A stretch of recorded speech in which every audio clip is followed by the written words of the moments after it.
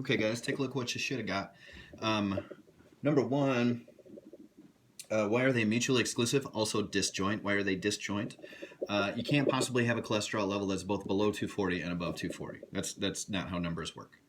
Also, 8 is not bigger than 9. Number two, um, the or means having a level of 240 plus or something that's between 200 and 240. Now, somebody could have something less than 200. I probably left that.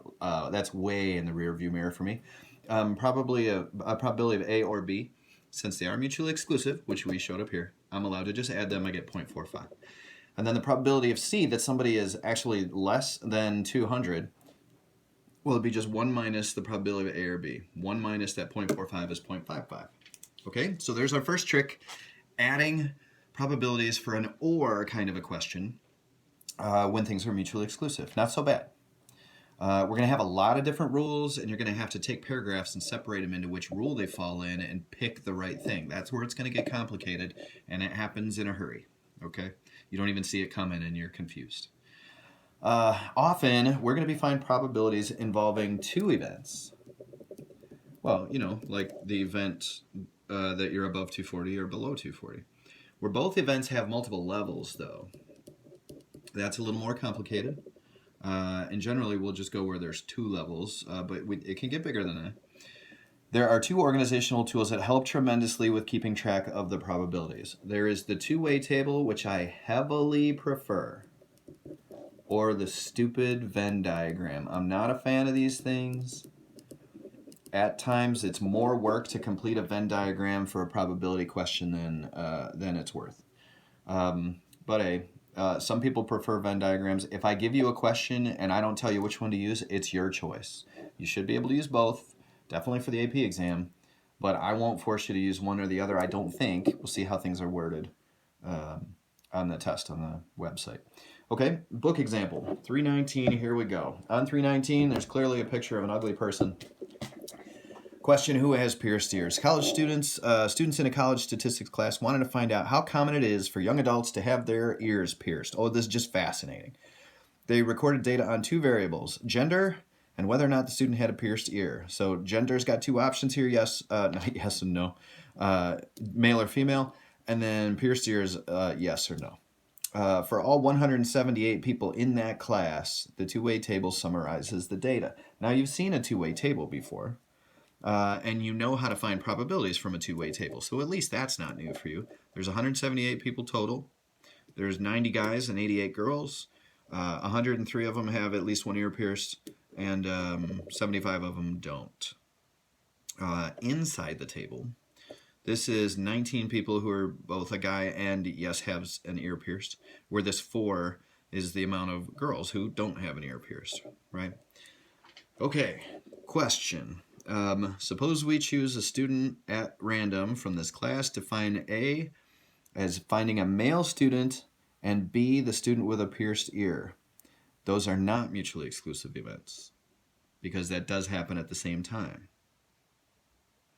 Find the probability of B. B is finding a student with a pierced ear. The probability of finding a student with a pierced ear, that question has nothing to do with male or female. We just go to the yes for pierced ear. It's 103 out of 178. 103 out of 178 is 0.579. B, find the probability of A and B. You got a dude, and he's got a pierced ear. So now we're going to go find the guys with a yes on the pierced ear. This is a simple question. It's just 19 out of 178. So here we go, 19 out of 178. There's about an 11% chance of that happening. Now, find the probability of finding somebody who's male or a pierced ear. Male or a pierced ear. Let me tell you what you can't do. These are not mutually exclusive, so you can't just add the two probabilities up. Let me just scratch a piece of paper here. I cannot go dudes 90 out of 178 plus people who have their ears pierced 103 out of 178 and just add those together because they're not mutually exclusive, right? So what did they do? They went and found all of the little parts that fit that or category. Dudes, there's 19 dudes with pierced ears. So what am I looking for? Male or pierced ear. That fits, male or pierced ear. Female with yes, that fits, male or pierced ear. So these people have pierced ears. And then this one, no pierced ear, but they're male. So these three numbers fit that question, male or pierced ear. All of these categories fit one of those. So we go 71 plus 19 plus 84 and divide by 178, and we get almost all of them, right? Or you could have gone, hey, who's not a male and doesn't have pierced ears? There's only 4 of you. We could have gone 1 minus 4 over 178 and got that value also. All right, so there's your example. The important subtle use of the word or in statistics is very important, because when you say or conversationally, I'm going to do my homework or I'm not, it means one or the other. That's what it usually means conversationally. That is not what it means in statistics. It means anything that's good enough to be included in that sentence. Male or pierced ear. Those are guys and girls. Anybody who fits one of those. So conversationally, this use means one or the other, but not both. But in studying probability and statistics, the word or can mean A or B or both. That line's not big enough for that word. Illustrated in the Venn diagram. Here you go. You saw your two-way table. Here is your Venn diagram. That represents kind of like a density curve, all of the probabilities. So this space has to add up to 1.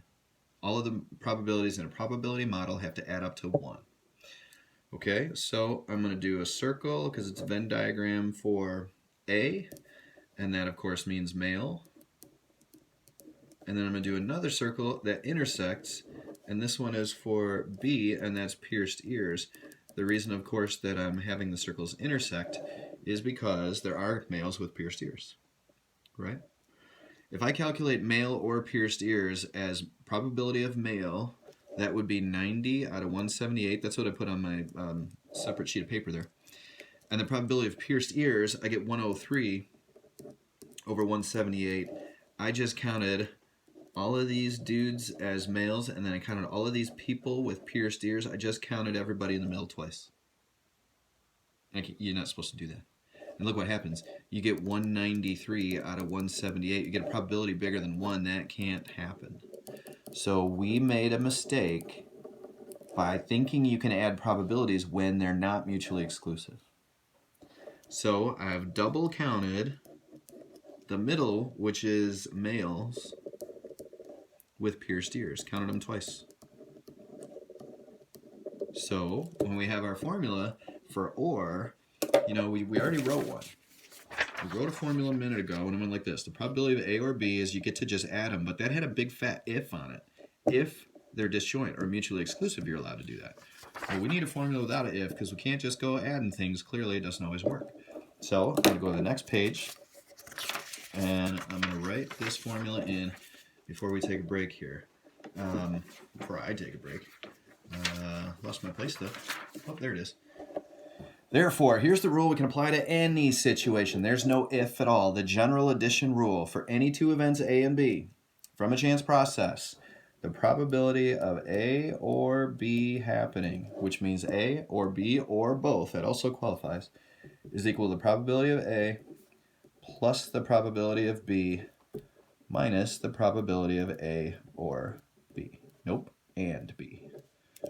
I'm just terrible. It's embarrassing. I'm just going to cross that whole thing off. A and B. Male and pierced ears. Those are the ones we counted twice.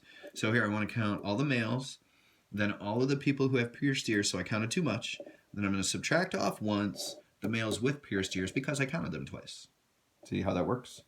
If A and B are mutually exclusive, then the probability of A and B, by definition, the probability would just be 0, so you wouldn't need to put it. If it's the probability of rolling a 3 or a 4, you could try this. You go, the probability of rolling a 3 is 2 out of 36. The probability of rolling a 4 is 3 out of 36, but there is no 3 and 4, so that just ends up being 0 anyway. All right, let's take a break and go to the next video.